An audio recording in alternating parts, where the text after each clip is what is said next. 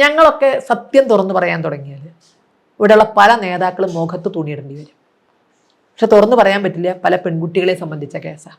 അവരുടെയൊക്കെ വീടുകളിൽ വിഷയം വന്നാൽ അവർ വിളിക്കുക ഞങ്ങളെ, ഇങ്ങനൊരു പ്രശ്നമുണ്ട് കേട്ടോ, കുട്ടിയെ ഒന്ന് രക്ഷപ്പെടുത്തി തരാൻ പറ്റുമോ, കുട്ടി ഒന്ന് കൗൺസിലിങ്ങിന് വിധേയമാക്കാൻ പറ്റുമോ, ഈ കേസിൽ നിന്ന് ഊരിക്കൊണ്ടുവരാൻ പറ്റുമോ എന്ന് ചോദിച്ചിട്ട് സഖാക്കളാകട്ടെ കോൺഗ്രസ്സുകാരാകട്ടെ, അതവിടെ ഞങ്ങൾ സത്യം തുറന്നു പറഞ്ഞാൽ പലരുടെയും മുഖത്ത് ഈ ലവ് ജിഹാദ് ഇല്ല, കേരള സ്റ്റോറി ഇല്ല എന്നൊക്കെ പറയുന്നവരുടെ മുഖത്ത് തുണിയിടേണ്ടി വരും.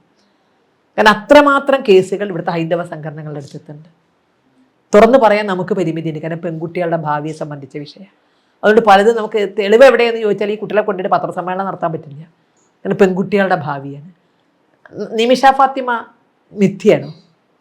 സിറിയയിലേക്ക് പോയത് മിഥ്യയാണോ? കോടികൾ ചെലവഴിച്ച് അഖിലയെ ഹാദിയാക്കിയത് മിഥ്യയാണോ? അങ്ങനെ എത്ര കേസുകൾ?